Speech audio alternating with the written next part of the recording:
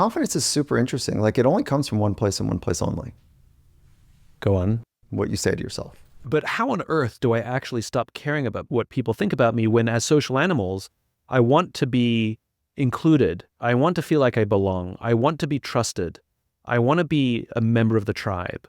I want to be welcomed and invited, because not to be is to feel alone, to feel ostracized, to feel brushed aside. Know your purpose. So it's no longer about identity. It's about something far larger. So your identity fades away. It just allows your identity of like, I have to perform, to start to evaporate. And I'm performing because I want to contribute to something that's really meaningful. And it's not Wall Street bottom line.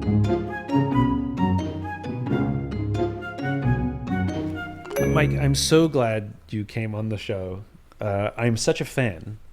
And I so enjoyed coming on your podcast, Finding Mastery. And I thought, for those who don't know Finding Mastery, A, you're missing out, but B, how selfish am I to go and enjoy your company and not share you with everybody else? Yeah, that's great. So thanks for joining our little podcast. For those who don't know you, you're a psychologist by training, mm-hmm. and in particular, I guess high performance, right? That's mm-hmm. your specialty. Correct. And you worked with the Seahawks and other football teams. Mm-hmm. You come from sports. Mm-hmm. Let's start for you. You talk about mastery over performance, and I find this is an important nuance, because every CEO, you talk to CEOs and like, so what kind of culture? We're a high performance culture. We're a high performance. Everything's performance, even when it's not. Why doesn't anybody talk about mastery? Why are people so obsessed about performance? And even you come from sports where performance is the thing that they talk about. Why does everybody talk about performance and nobody thinks about or talks about mastery? There's kind of like this high performance treadmill in just about every industry that you can get your kids on. Like there's some sort of track in the corporate world that you can get on that, you do A, B, and C things and you give yourself a pretty good chance of being a high performer. Whether it's technical skill development in sport, it's physical, and for all of us, it's mental. And there's like a little bit of a track for it. And the track for mastery is really loose. When I think about the difference between high performance and mastery, high performance is about executing on demand. But with mastery, there's a bit of a contour to it. There's something that just has an organic, authentic, artistic expression on demand, certainly. Mm-hmm. But there's a different contour to the path of mastery. What do you mean by contour? The way that you see the world around you is, there's a difference between people that are committed to mastery and those that are committed to high performance. So I don't have a better word. I've been studying this thing for 25 years. And so I wish there was a way to express the space that happens for people that are committed to mastery versus like the execution, gotta go, drive, get it done. Execute on command, be great, recover, be great, recover. That's like the high performance kind of process mill, if you will. Nothing wrong with that. But there's a difference between the commitment to mastery, and then let me open it up two ways. Mastery really is about mastery of craft and mastery of self. So you're really using the craft to go deeper to understand the human condition, yourself first, and then in return, other people as well. I need to go deeper than this, because we get judged mostly by our results, mm-hmm. right? Our bonus structures are largely tied to our results. A lot of people, unfortunately, tie their self-worth to their results. That's right. We are for better, more likely for worse, results-oriented society. We grade children. We grade their art. From very young age. Very early age. Yeah. And it's usually individually motivated. What is your grade? Relative to other people. Yeah. Et cetera, et cetera, et cetera. And as we talk about this, and I'm sort of like thinking about the people I admire, performance is an output. It literally comes at the end of something. That's right. Mastery is an input. Yeah, mastery is a commitment. Like the mastery comes before. That's right. And so that's one difference, which is somebody who is, you actors always talk about the craft. Mm-hmm. Mm-hmm. You say, how do you know that person's a good actor? Like they study the craft. Yeah, so I was with the Seattle Seahawks for 9 seasons, and just about every game, we won a lot. It was a high performing team, and just about every game, we're on the 50-yard line pre-game.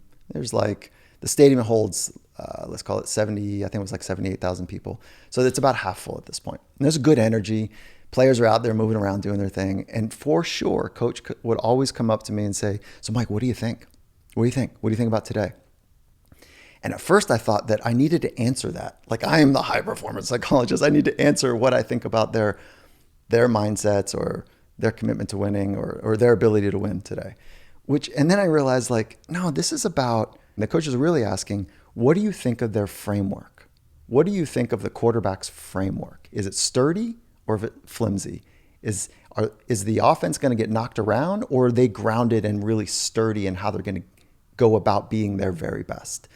And to your point about input, output, there is another output, winning, whatever that means, right? And when you cobble together a bunch of performance outputs, you get to the outcome, right? Whatever winning means for people. And in that process, if you have a sturdy, nimble, strong, agile, the anti-fragile type of stuff, if that is the way that your psychology is built, you can go weather some really incredible, hostile, rugged, challenging environments psychologically.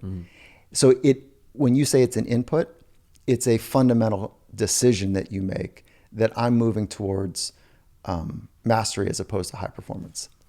I went to Japan, and we went to visit a samurai sword maker. There you go. And he's one of the last 100 guys left making samurai swords in the traditional method, where he folds the steel himself and does all this.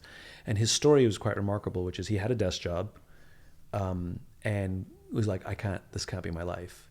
And he quit and decided to become an apprentice sword maker, and has now been on his own. And he says, we talk, we're talking to him, and he's like, I'm still learning. One day I hope to be good at this. And we're like, how long have you been doing this? He said 30 years. That's it. Yeah, you're lighting up when you say it, because that appreciation truly for being a beginner in your approach to how things really work. And as you get further down the path, even at 25, 30 years, and you're further down the path of really understanding something, the mastery of self is what drives that curiosity. Yeah. Wait, how does this, if I could just figure out how to really dial this thing in the way that I see it could be, how do I match my skills with the challenge ahead of me or in front of me? He doesn't think he's bad at it. No, he just knows he can be better. That's exactly it. And there was an incredible lack of ego. At the same time, an incredible self-confidence. Yeah. Because otherwise you wouldn't have the grit to stick with it and realize them. Because I think you have confidence if you see yourself improving. Confidence is super interesting. It only comes from one place and one place only. Go on. What you say to yourself. That's it. And so now that has to be credible. Yeah. You have to speak to yourself in a credible way. And there's a calculus, it's a math problem, psychologically, if you will, is that what's happening for confidence, and I'm going to tie it to your point in a second, is that there's this constant calculus, which is I'm interpreting the challenge ahead of me or in front of me, the demands of a challenge, okay, whatever it is, playing one-on-one basketball against Michael Jordan or having a conversation with you or whatever it might be. I put you and Jordan in the same category. And so, no, for real. It's a perception of the challenge mapped against my perception of my internal skills. Let's say that again. A perception of the challenge mapped against my perception of my skills. Right. And so if I can see the challenge as high and wonderful and big and whatever, and then I can also know how to back myself that I've got skills to navigate this challenge. Right. Now I've got I've got the ability to speak to myself in a way that builds confidence. So confidence is state specific, meaning it changes from moment to moment, from environment to environment, but that's the math that sits underneath of it. And you were probably really smart when you were young. You're smart now. It's the same as a young athlete. They're probably pretty talented when they were young. Certainly the exceptional ones are. And they or you didn't maybe really learn how confidence worked, because when you walked into a room, you were always one of the smarter ones that got it quickly. So you didn't know that it had to come from this calculus. It just was a thing that happened based on how well things go. Now here's the trap. My confidence comes when something goes well, I feel confident. Yeah. When I get 2 buckets in a row, now I'm confident.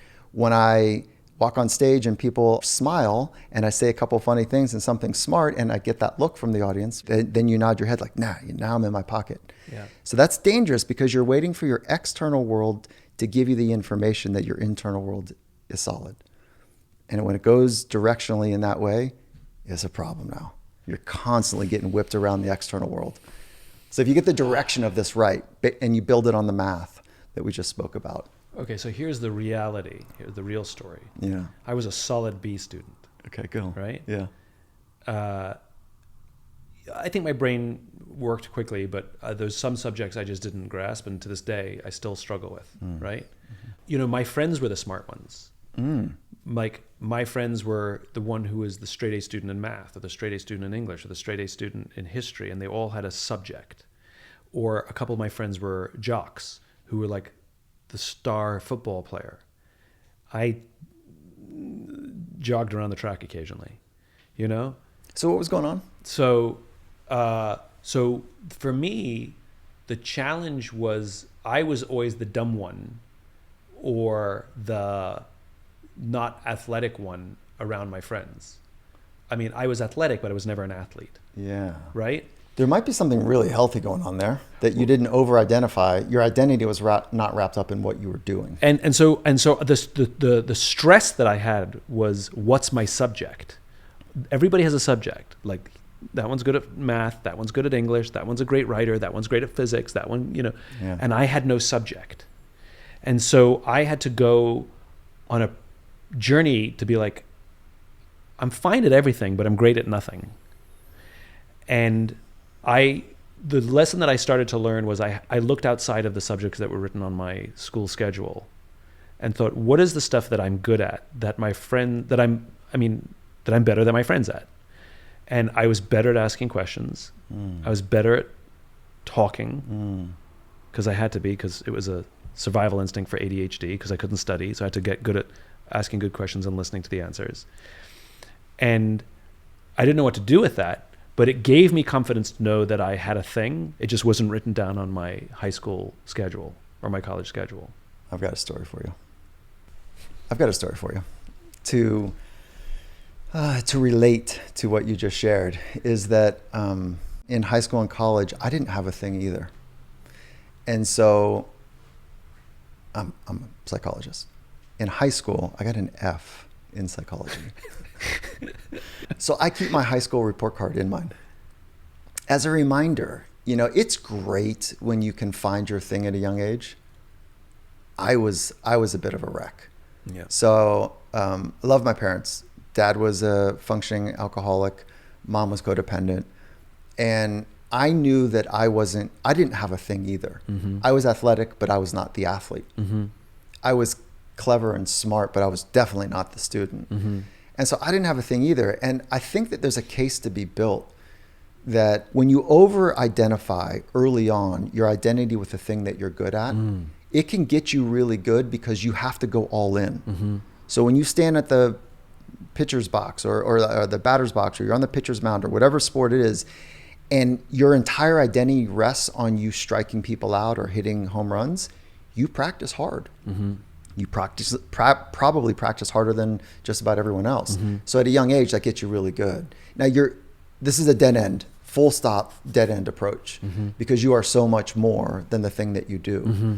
So you and I accidentally were afforded this luxury of kind of the floundering years, where it's like your identity was not wrapped up in it, and you didn't know the thing that was going to spark you. There's so many thoughts going through my head, which is, this goes to, and you and I have talked about this, which is the concept of finite and infinite thinking, of course. Right? Yes, yeah. And the finite, there's a great irony in this, which is to say I have a subject, or I'm a basketball player, or I'm a pitcher, or whatever it is, and I'm going to be the best, I'm going to work hard, and I've got that work ethic, and I've got that discipline. The problem is, there is a date that stops. That's right. You either get injured, get fired, or it's just time to retire. Just about everyone gets pushed out of the pros. And the same is true in life. I'm the best lawyer, I'm the best banker, I'm the best blah, blah, blah. And at some point, you're going to have to leave. They'll either push you out or you just age out, right? There's the number of CEOs or high-performing executives that I meet that leave their careers or sell their companies, whatever it is, and they have massive identity crises because their entire lives they've defined themselves by this one thing. That's exactly it. And here's the analogy. I have a friend who grew up in Fargo, North Dakota, who dreamed of being a New York City Rockette and making it to Broadway. No kid from Fargo, North Dakota. Parents did the sacrifice, all of this stuff. And she made it. She made it to Broadway. She became a New York City Rockette, right? All of her dreams came true. Yeah. And then what? She spent her entire life committed to achieving this thing, did it for a few years, and then she chased the dream and accomplished the dream. Yeah. And then literally didn't know what to do next. If you knew what I knew about what it takes for a kid to be one of the best in the world, to be a high-performing athlete or whatever, fill-in-the-blank artist, we would not be pushing our kids. Yeah. The washout is incredible. Yeah. And I think most of us, so what you're describing, you're framing it as the infinite and finite game. And when I hear you speak, that to me is a performance-based identity. Right, because it's goal-based, right? Yeah. Like I'm going to be the. Right. That's exact. That framing is. And that's the opposite of mastery. 100%. That is, they're high performers. That's and they have the resume to prove their high performance. That's right. But then when you peel the onion, and the day after the career, the day after the dream accomplished, nothing. Fear. Uncertainty. Doubt. For who? For the high performer. For the high performer. Yeah. And even if they don't achieve the dream, which is more likely, yeah, most people will not become supermodels or high profile athletes, etc. But I've defined myself by this thing that I actually didn't accomplish, then I think it's even worse. This is tough. This is one of the reasons I think when I speak to folks in the corporate spaces is like purpose is a big deal. Yeah. Like, what am I doing? Like, what am I really doing? I mean, we're on this radical rock spinning around. I don't even know how I got into this body. We're using this made up language right now to try to connect, to try to think about our experience together, to try to be just a little bit better. And I think that the commonality amongst people that I can see that binds us is we all want a great life. Yeah. Not just a high performing life. What is that? But we want a great life with this short amount of time that we're here. And that's where that conversation about purpose, what am I doing here? And I think it's a bit of a rite of passage to adulthood to have a sense of what am I doing with my time here? And it does not need to be this grand thing. It can be to be a great partner to my spouse. It can be to be a great dad. It can be to, have fun and bring joy to other people in my neighborhood. It does not need to be like serial entrepreneurship, like whomever, fill in the blanks. It doesn't have to be that.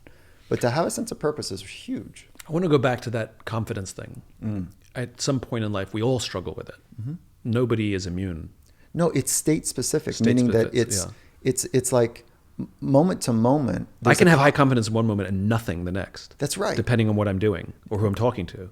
Depending on what you're saying to yourself about and that what I'm challenge. Saying to myself, yeah. That's such a good one. It's the way you're framing the conversation. And if you entertain what are they thinking about me, then we're on a slide for confidence, like a downward slide. If you start like, what is Simon thinking about what I'm saying right now, is getting in the way of that calculus, which is like, no, I love this conversation. It's really challenging to find the right words to describe things that are hard to talk about. And this is what I really enjoy doing. That's how confidence will be built for me. You're bringing up something that, look, what did Teddy Roosevelt say? Comparison is the thief of joy. That's right. Yeah. And you're bringing up something which I think is so easily understood and so difficult to do. Mm-hmm. It is well and good to say, don't care what other people think about you. We all know that. Grandma told me that. Right. Grandma told me that. Yeah.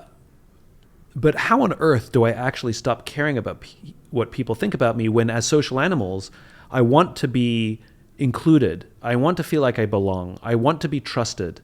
I want to be a member of the tribe. I want to be welcomed and invited, because not to be is to feel alone, to feel ostracized, to feel brushed aside. We know what happens.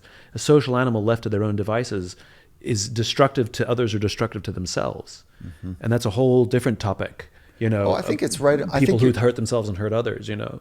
Yeah, and we thrash when we're not connected. And the thrashing makes sense because our brains are wired for safety. Yeah. And belonging is safety. Yeah.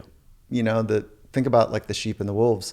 The sheep that are in the middle of the pack are way safer than the sheep on the outside, and way safer than the sheep that's kind of wandered off.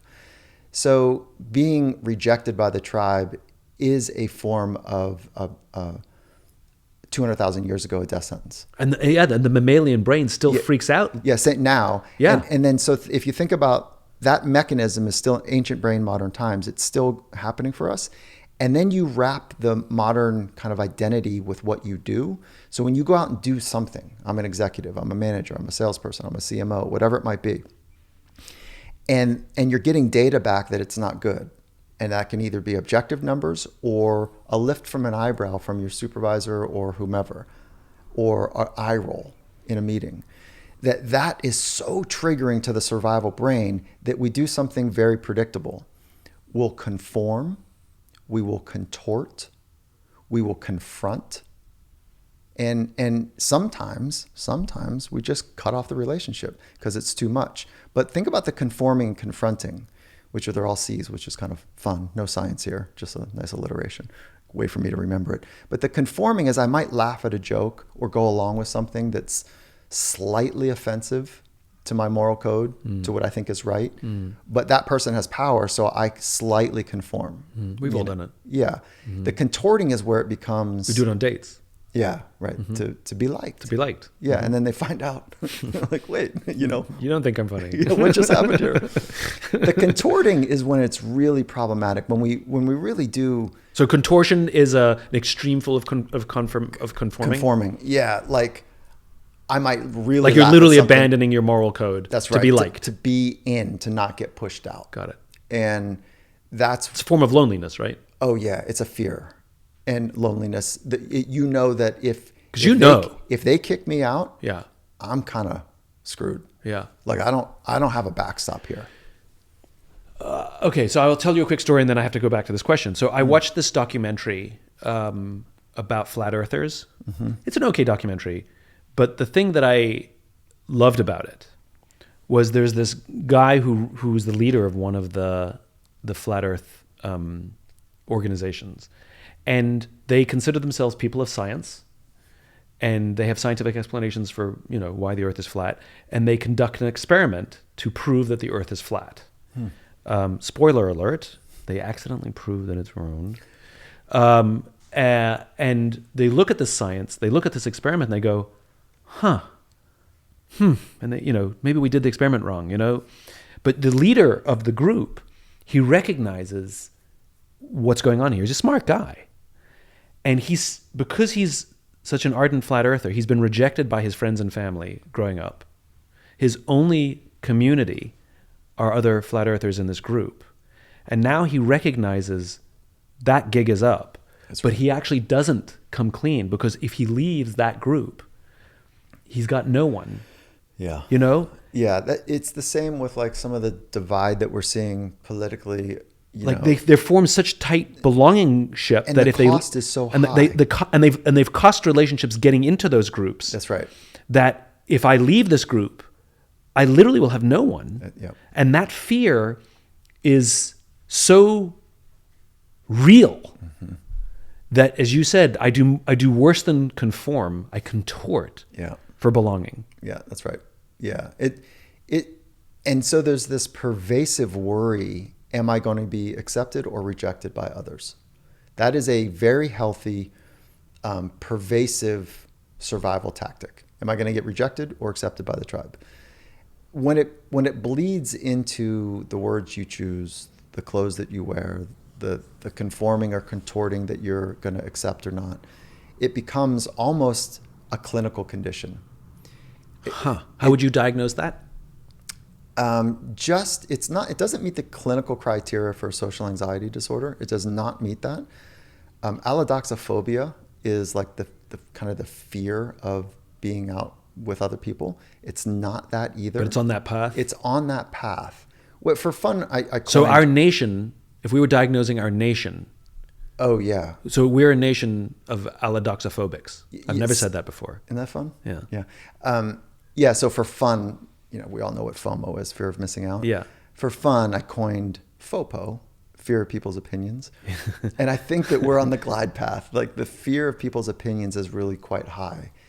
And it makes sense to me though, because we live in a performance-based culture. Yeah. And in a performance-based culture, it would make sense that I would organically develop a performance-based identity. Right. And then underneath that, it would make sense that I would be anxious and hustle hard and all that kind of stuff about being my very best or being the best. Yep. Which is now like my identity is wrapped up in how well I do whatever I do. And I'm constantly scanning the world to see if I'm okay.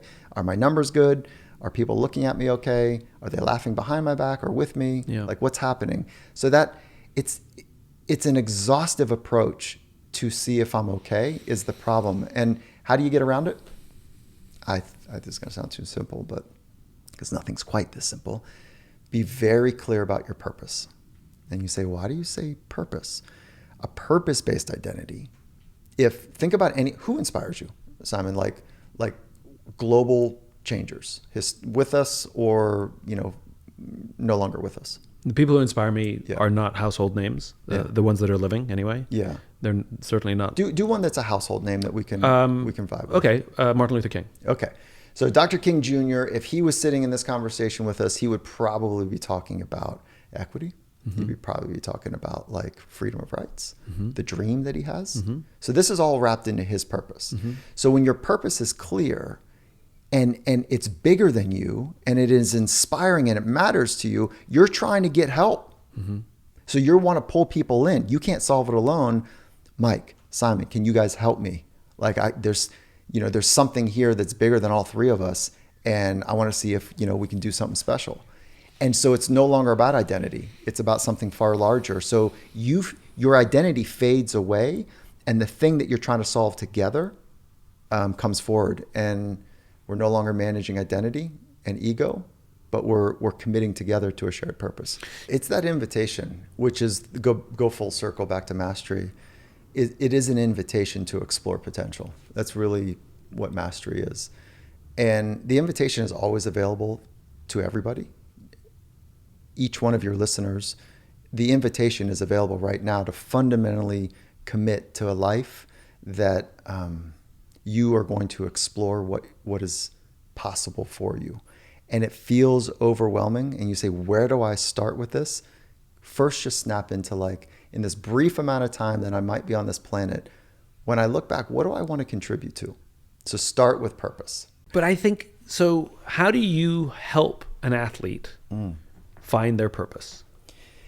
Yeah, well... Because they were raised to perform. Yeah, that's exactly right. And while they're in the league that they're in, whether it's the Olympics or the NFL or NBA, whatever it might be, the purpose is quite clear.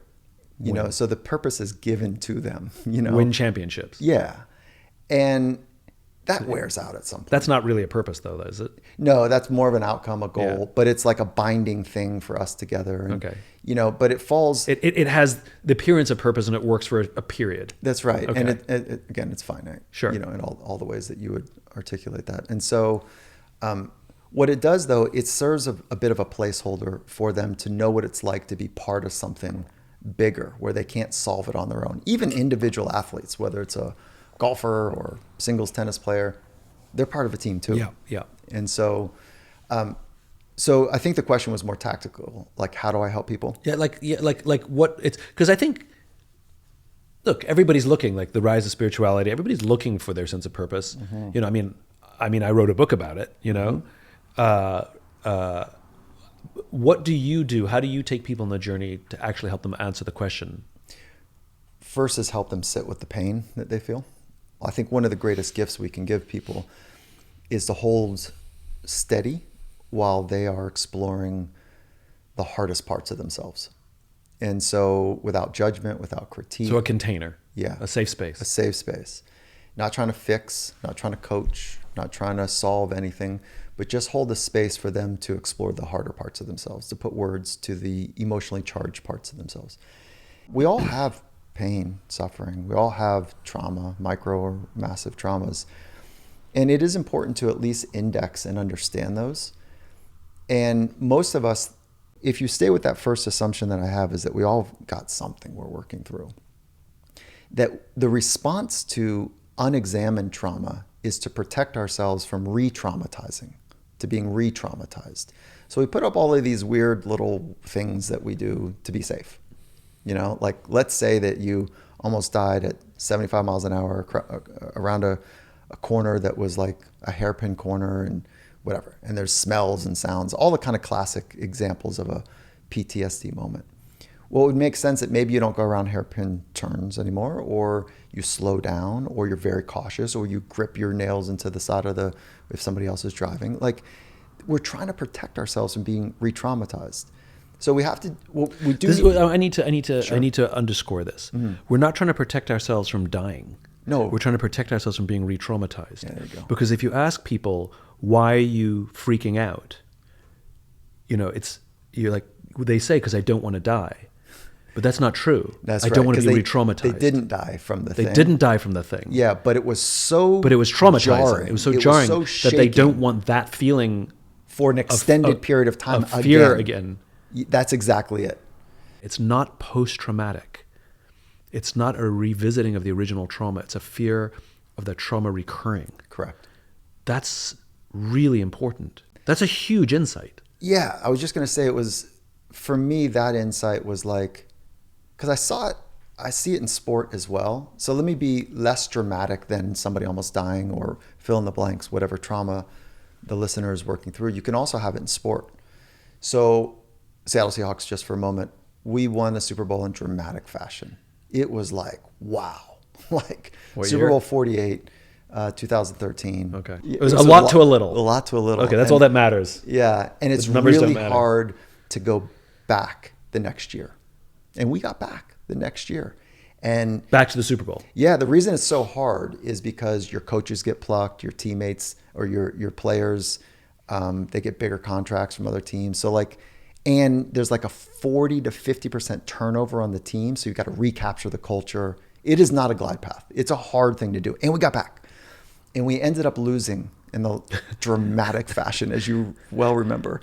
It was like the half goal line. Yeah. And it was a sure thing that the best running back in the league was going to kind of walk it in on Tom Brady's offensive line or defensive line, and we're going to win back to back, which is really rare to do. And we made some mistakes, and the ball was turned over, and we lost the game with seconds to go on the goal line. Right. Okay.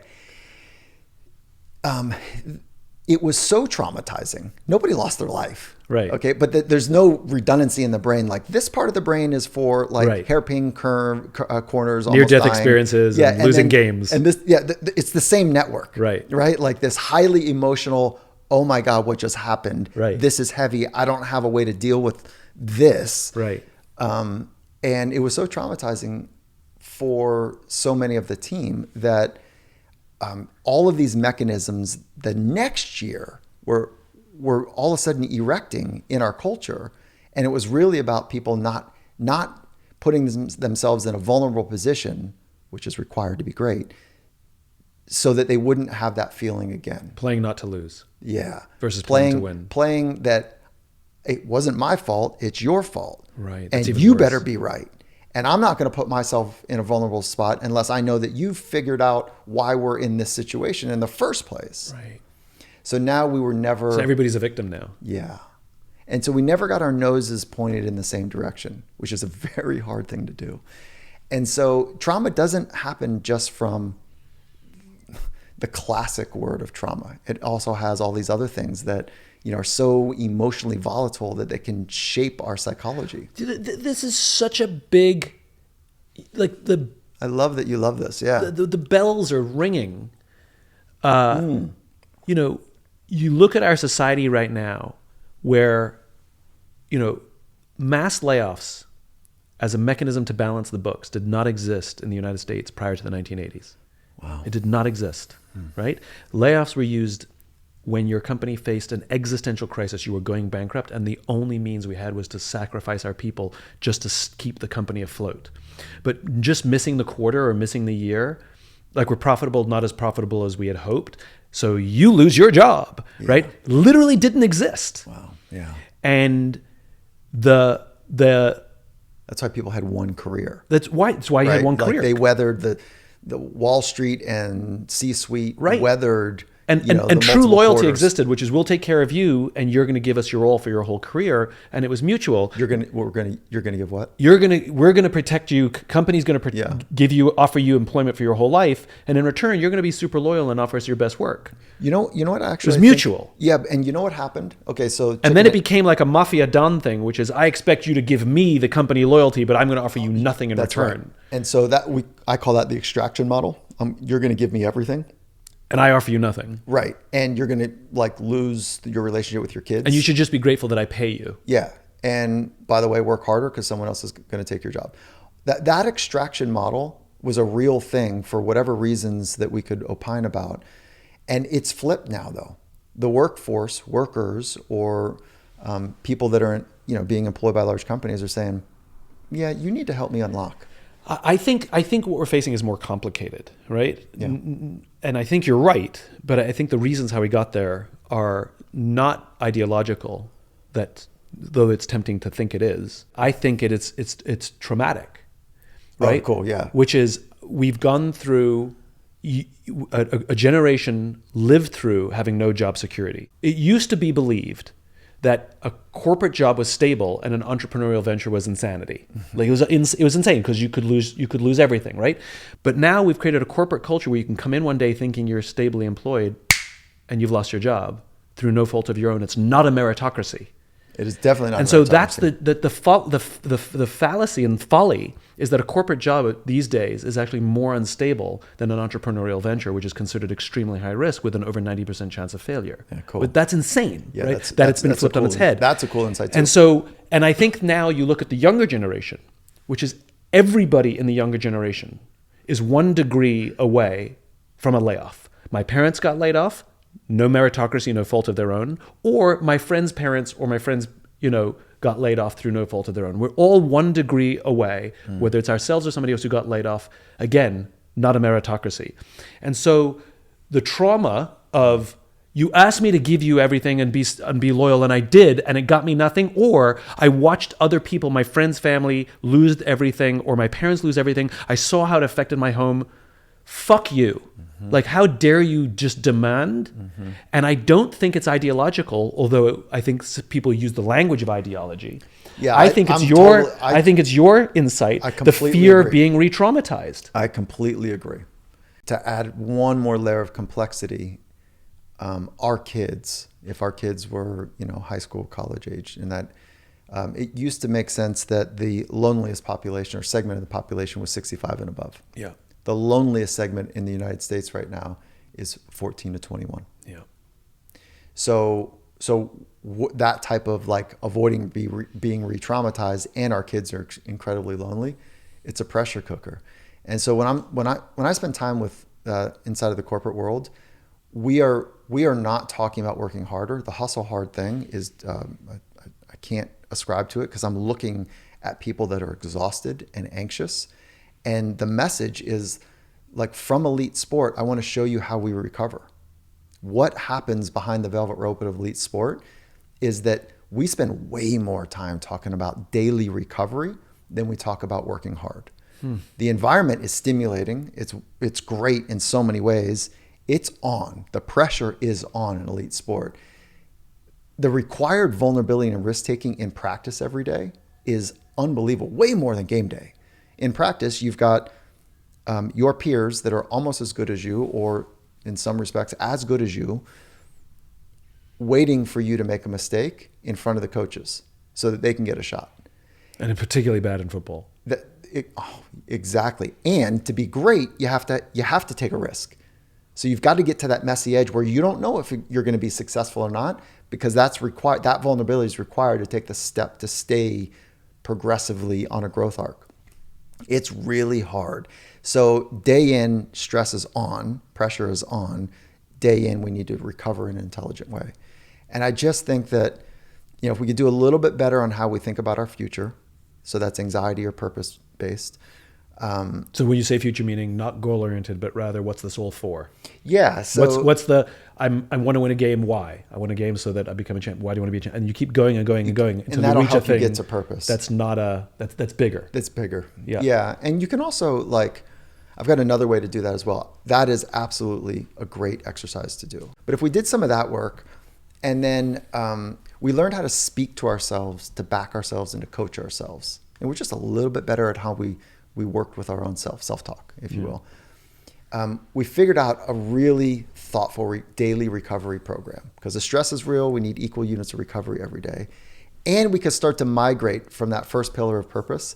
We could start to just dissolve our performance-based identity and be more aligned with purpose. So there's a twofold on that first one. Yes, know your purpose. And what that does is it just allows your identity of I have to perform to start to evaporate. I have to perform to matter. It starts to evaporate. And I'm performing because I want to contribute to something that's really meaningful. And it's not Wall Street bottom line. Yeah. Yeah, it's maybe to fill in the blanks. What are things that you've learned over the course of your life and career that you have adopted yourself to aid in your own recovery? If recovery is more important, as important, if not more important than Yeah, I can give you a ton of tactics, and I'm happy to do that right now.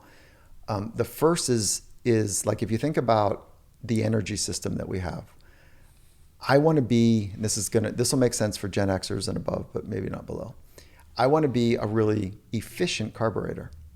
So I go to sleep at night and I fill up all these fuel reserves.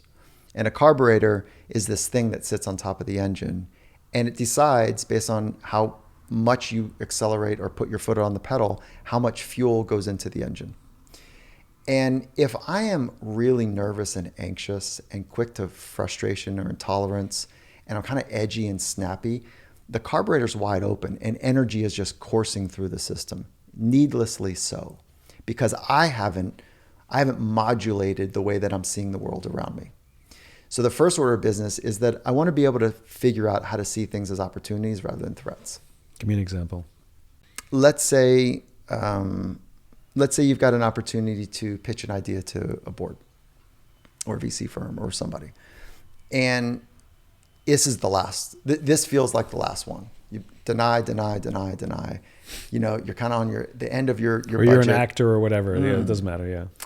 And how do you walk in staying hopeful and seeing it as an opportunity as opposed to if this doesn't go well, I don't know how I'm going to eat. Yeah. I don't know what I'm going to do. There's a discipline required. There's a mental discipline to speak to yourself, about the opportunity that you're working towards that is just required. And so opportunity versus threat is kind of a big deal in the way you frame just about anything. I love it when they mic athletes. Yeah. And you hear that football player going, "You got this. You got to do it. You got this. Right. Yeah. You got this. You can do it." And that's not everybody. That's just some savages, if you will. Yeah. But I love the fact that at the most elite levels, they still need the self pep. We all do. Whether it sounds like that. So here's a fun way to. So I don't want to go away from recovery, but on this thread is that one of the things that I help executives and athletes alike is to know your ideal performance mindset. So in athletes, we call it ICM, ideal competitive mindset. So it's the center of the bullseye.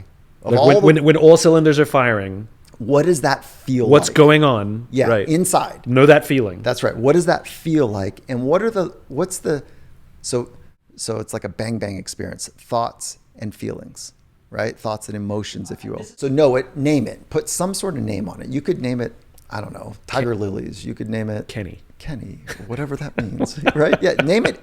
That's funny. That's really funny. So you name it anything. I wasn't actually thinking of a name, but some athletes, like these two Olympians I'm working with right now, she calls hers free flow. And so that's nice. It's like this free openness, but there's a flow to the way that she's, that's her ideal competitive mindset. Mm-hmm. That being said, is that now everything that you do prior to the performance, is really to get to the crescendo of the ICM or the IPM, ideal performance mindset, if you're not in sport. So the way that you physically warm up, but the way that you brush your teeth, the way you get into your car, get out of your car, the way that you walk into a threshold, the way you tie your tie, all of those things that you do, they're little threshold moments to back yourself, to build yourself, to be close, just a little closer to the ICM. And when you do that over time, before you know it, that ICM feels real familiar. So you can practice putting yourself in an ideal state. And so you're just more likely to get there more often. That's the point. Yeah, like all the really good stuff is right underneath the surface. This is good. Yeah. So when you get knocked down, knocked sideways, the good stuff is still under there. When I say good stuff, I mean the way that you speak to yourself, whether it's positive, productive, it's like building you as opposed to being critical or frustrated or like pulling you, scraping at your core. In general, if you thought about types of thoughts, there's one bucket of thoughts, which is they create space. And another bucket of thoughts that create constriction. So when I say to myself, like, I'm really agile, I'm really good on my feet, I can do hard things.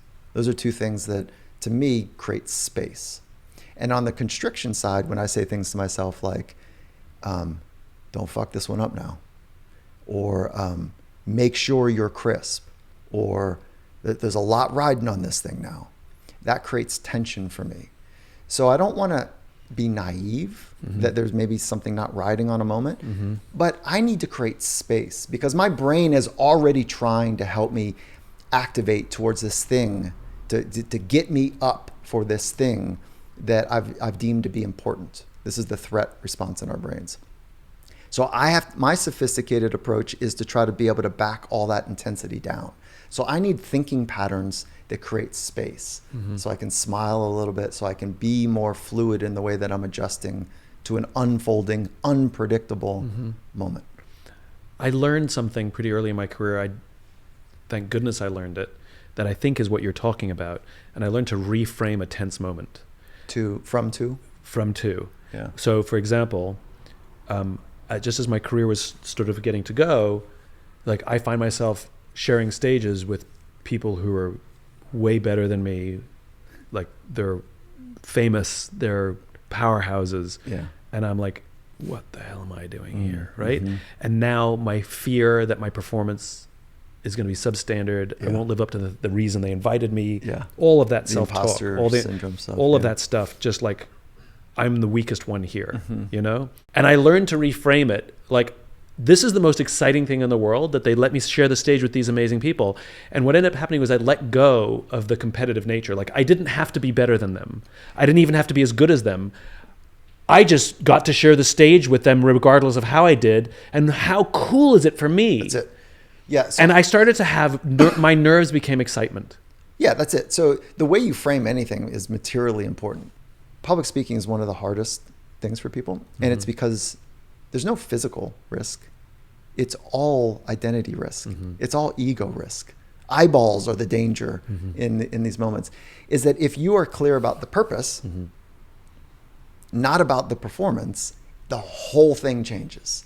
And you can walk on stage and like help to get people enrolled or engaged or interested or create an invitation for something that you are passionate about. It totally changes everything. Did I ever share with you the little insight I had between nerves and excitement that I learned from the Olympics? So I was watching one of the Olympics, and I realized that all of the journalists asked all of the athletes the same question: are you nervous or were you nervous? Right? And every athlete gave the exact same answer. No, I'm excited, or no, I was excited, right? And I started to realize that if you think about what the characteristics of nervousness are, like your heart starts pounding, your hands get clammy, you start envisioning the future. What are the characteristics of excitement? Your heart starts pounding, your hands get clammy, you start envisioning the future, right? And these elite athletes had learned to interpret that data as excitement. And the reason the journalists said, were you nervous? It's because they would be nervous. That's exactly right. Right? Because that's why they all ask the same question, because they're not elite athletes. Yeah. And they're not practiced. And they're not dealing practiced with all of that emotion. And so I did a little experiment on myself. I was sitting on a plane and we had some really bad turbulence. I gripped the seat, nerves. And I literally said to myself, this is exciting.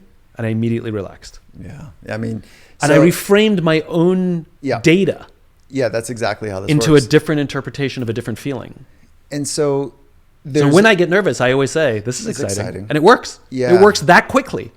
If you catch it early and you're aware. Fair enough. If you catch it really, like, you know, we talk about trains of thought. Yeah. You know, and so if you're unaware and that train of thought, that thought train has been running for a while. Yeah. And then you're like, wait a minute, my heart's pounding. I feel like I just threw up in my mouth. Wait, this is excitement. It doesn't work. Too late. You're way past. Yeah. Too late. So if you can catch it really early, that, you know, like you can get on the nervous train, like you were just talking about. And if you get off on stop one and you get onto the excitement train, which is what you're doing, like no problems. It's easy. Most people like are struggle with the awareness piece first and then struggle with the mental tool to adjust. So awareness is step one, and then psychological tools are step two. This is the problem of having you on this podcast, which is I want to keep going for about like another 3 hours. I feel the same way both times. I'm really frustrated because I haven't finished all my questions yet. Such a joy, such a joy. I could literally talk to you forever. We have so many unanswered questions that we, started to pull some strings on. I hope we can do this again. I'd like to do it a lot more, and I'd like to have you back on the Finding Mastery. Any day. Yeah. Any day. So like maybe we'll just figure out a way to. It's an excuse to have each other in our lives a little Let's bit. just do it. Let's just do it regularly. All right, cool. So good to see you. Good stuff. So good. Thank you, mate.